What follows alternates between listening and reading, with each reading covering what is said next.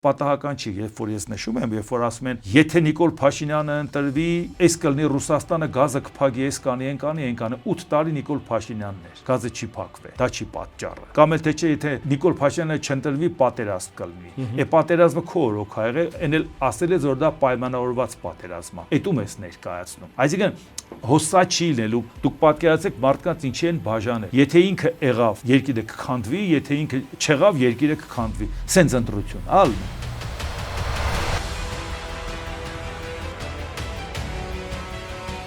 Անտիմյան մեդալի մյուս կողմը ընդդիմությունն է։ Ընդդիմության իրավիճակը ինչպես կգնահատեք։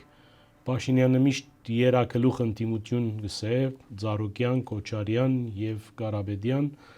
սակայն հստակ է, որ ընդդիմության մեջ ալ ինչ որ խնդիրներ կան, հատկապես Սերժ Քոչարյան այս լարվածությունը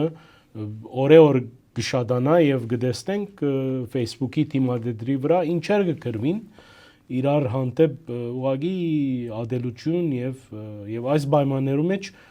այս ընդդիմությունը ինչքանով գրնա այլընտրանք դառնալ Հայաստանի այսօրվա իշխանություններում։ Այսպես նայենք, անկախ նրանից, թե ով է լինելու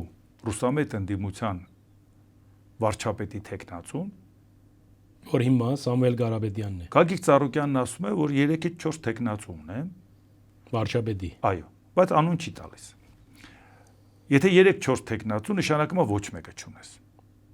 Որովհետև եթե դու գնում ես կռվի, գնում ես պայքարի, անել այս իշխանության դեմ, պետք է ասես ես նախընտրելի ես չեմ ուզում, ես նախընտրելի թեկնածուս է, բայց ինչի է դա այդպես, որ 3-4-նա եւ ոչ մեկի անունը տրված չի։ Սամվել Կարապետյանը ինքը սահմանադրությունը թույլ չի տալիս, որ ինքը լինի վարչապետի թեկնածու։ Ասում են հունիսին ինքն ալնելու վարչապետ։ Հունիսին չի կարող լինել, որովհետև լիազորությունն ավարտվում է օգոստոսին Նիկոլ Փաշինյանի։ Այսինքն օբյեկտիվորեն նա չի կարող լինել։ Ինչպես հունիսին ընդրություններն իդ մինչև օգոստոս բարոն Փաշինյանն է։ Այդպես է։ Չէ Ամերիկայում որ նոյեմբերին ընդրությունները հունվարի 20-ի իշխանությունը փոխվում։ Այսինքն 8-րդ գումարումը իր լիազորությունը դեռ չի ավարտում։ Այսպես նայեք, դա ընդունված է, որովհետև իշխանությունը պետք է շարունակական լինի։ Հիմա տեսեք, ընտրությունը եղավ հունիսի 7-ին։ Կարող է այսօր պատերազմ ալնում։ Մենք հունիսի 7-ին եթե հայտարարենք, որ 8-րդ գումարման ազգային ժողովի լիազորությունն ավարտել է։ Բա ով է ինչպես երկիրը պիտի կառավարենք։ Այսինքն ոչ չի կարող երկիրը առանց կառավարելու մնա։ Այսինքն այս 8-րդ գումարումը պետք է այնքան աշխատի, մինչև իրանք անդրանիկ նիստը անեն, պաշտոններին մարդկանց նշանակեն, վարչապետին ընտրեն, երկիրը սկսի աշխատեն, նոր այդ մարդկանց հաջողություն մաղթենք։ Այսինքն հունիսին ոչ մի ձևով հնարավոր չի։ Այսպիսի ակնհայտ սոտով, որ ասենք մարդկանց կերակրում են, մարդիկ էլ ասում են իրան ենք ուզում, որովհետև ուզում ենք ինքը ելնի։ Այսինքն ակնհայտ է, չէ, Ռոբերտ Քոչարյանն էլ ինչ ասում, միակ թեկնածուն ես եմ։ Բայց եթե մեկ ուրիշը ավելի շատ ցայն կհավաքի, մենք իրան կաջակցենք։ Այսինքն ստացվում է, որ 3-ի պարագայում էլ, քանի որ մենք գիտենք, որ Ռոբերտ Քոչարյանը չի կարող մեծամասնություն ունենալ, մենք էլ ենք, չէ, նայում իրավիճակը։ Այսինքն նշանակեց այս 3-ի համար կա մեկ ընդհանրություն, դա Պուտինն է։ Վերջ։ Ինչ կապ ունի, թե նրա համար ով է լինելու։ Անուն ազգանունը կարևոր չի։ Բա իհարկե, այսինքն որոշումը դա է։ Ու հիմա խնդիրը ի՞նչն է, որ այդ նույն Պուտինի հետ իշխանությունն էլ լավ հարաբերություններ ունի ու չի էլ թաքցնում դրա մասին։ Այսինքն եւ մենք ուզում ենք, որ ասենք, սա որ դուք արեցիք, արդյունքում ինչ խորհրդարան ենք ունենալու։ Իսկ մենք ուզում ենք ունենանք այո այլընտրանք։ Եւ պատահական չի, երբ որ ես նշում եմ, երբ որ ասում են, եթե Նիկոլ Փաշինյանը ընտրվի, այս կլինի Ռուսաստանը գազը կփակի, այս կանի, 8 տարի Նիկոլ Փաշինյանն էր, գազը չի փակվել, դա չի պատճառը։ Կամ էլ թե չէ, եթե Նիկոլ Փաշինյանը չընտրվի, պատերազմ կլինի։ Է պատերազմը քո օրոք ա եղել, այն էլ ասել է, որ դա պայմանավորված պատերազմ է։ Էդում ես ներկայացնում։ Այսինքն հոսա չի լինելու, դուք պատկերացրեք մարդկանց ինչի են բաժանել։ Եթե ինքը եղավ, երկիրը կքանդվի, եթե ինքը չեղավ, երկիրը կքանդվի։ Սենց ընտրություն, ալնում։ Դրա համար ասում ենք ժողովուրդ ջան, այս երկու բայղուշներին հանգիստ թողնենք, որն ասում է, եթե ես չլնեմ, պատերազմ կլինի, նայել ասում է, եթե ես չլնեմ, գազը կփակեն, օդը կփակեն, ջուրը կփակեն, այս կանեն, այն կանեն։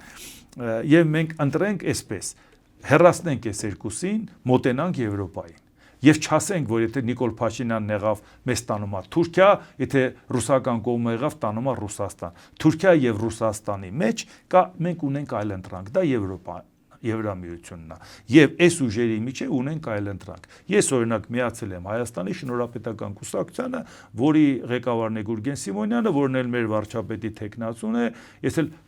պատիվ եմ ունեցել, որ դնեմ ցուցակի երկրորդ համարը, իդեպ դա համագումարով է ընտրվում եւ շատ շնորհակալ եմ, որ մարդիկ այդպես են գնահատել իմ մասնակցությունը եւ մենք հստակ ասում ենք, մեր երկրի ապագան սա է, ոչ Թուրքիան է, ոչ Ռուսաստանը, մեր երկրի ապագան սա է, ոչ Նիկոլ Փաշինյանն է, ոչ Սամվել Կարապետյանը։ Եվ դրա համար էլ ասում ենք եկեք, անենք, ու շատ դեպքերում, գիտեք, մարդիկ ասում են իսկ ինչու չեն համախմբվում լայն ֆորմատով համախմբվել։ Ասենք Եվրոպամետ ուժերու բան։ Նախ մենք օրինակ ծառայել ենք մեր համախմբվելով, որ ես միացել եմ, ասել եմ նստել քննարկել ենք, որ տարբերակով գնանք, դաշինքով գնանք թե կուսակցությամբ։ Ծանոթացել եմ իրավիճակին, հասկացել եմ, որ կարող են Գուրգեն Սիմոնյանի հետ միասին գնալ, ավելի արդյունավետ կլինի կուսակցությունը, թեպետ նոր կուսակցություն, բայց մարդկանց մոտ ոնց որ պակաս կար, կուզենար, որ այդ կուսակցությունը մասնակցեր եւ ոնց որ նայել է շատերին չվստահելով, հենց ընտրել են Գուրգեն Սիմոնյանը։ Ես էլ ասել եմ միասին գնանք։ Է մարդիկ են գալիս են, ասում են եկեք միանանք։ Բանակցում են, քննարկում են, ամբողջ քննարկման իմաստը ցուցակի մեջ տեղ ունենալն է, թե որ համարը պետքա լինեն։ Որից հետո այդ մարդիկ գնում են, բանակցում են ռուսամետ ուժերի հետ։ Պատկերացնում եք, հանկարծ մենք սխալվեինք ու համաձայնվեինք իրանց հետ միանալ։ Վաղը մի օր կկանգնեինք, ասեն, բա մենք այսպես ենք ուզում, բա որ դուք հա մենք ճիշտն ասած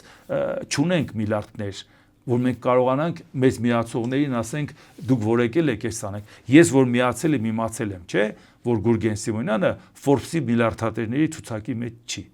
Ու նաև իմացել եմ, չէ, ով է միլիարդատերների ցուցակում։ Եթե մեզ պաշտոն պետք կլներ, կդիմեինք Նիկոլ Փաշինյանին։ Եթե փող պետք կլներ, կդիմեինք ռուսամետ ուժերին, ոչ մեկը փողի պակաս չունի։ Բայց մենք ասում ենք ոչ, մենք ուզում ենք մեր ծրագիրը առաջ տանենք եւ մեր հասարակության աջակցությամբ առաջ տանենք։ Սա իրանց ծրագիրն է։ Սա մեր ծրագիր, մերն է, բայց իրանց աջակցությամբ։ Իրանք են մեզ եւ ասում ենք սա մերն է, սա ձերն է, սա ձեր երեխաների ապագայի ծրագիրն է։ Մասնակից եղեք սրան։ Ես երբ որ հանդիպել եմ նաեւ Գուրգեն Սիմոնյանին, ասել եմ, ես 100%-ով համոզված եմ, որ այս կառույցի հետևում չկա որևէ օլիգարխ, չկա որևէ կառույց, որևէ մեկը, որ հանկարծ չպարզվի, որ մենք ուրիշի ծրագիրն ենք անում։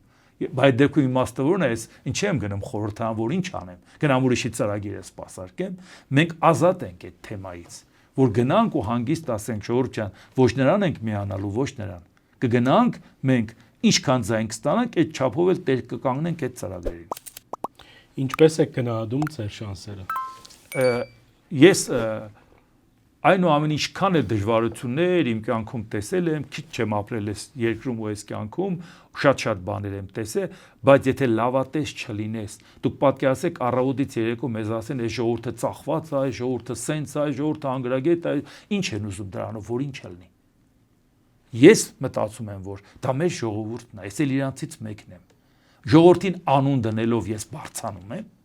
ընդհակառակը փորձենք իրար հետ մտածել, ինչ անենք, որ ավելի լավ ընտրություն ունենանք։ Եթե այսօր երիտասարդությունը ինչ որտեղ ապաքաղաքական է, ամեն մեկը ինչ որ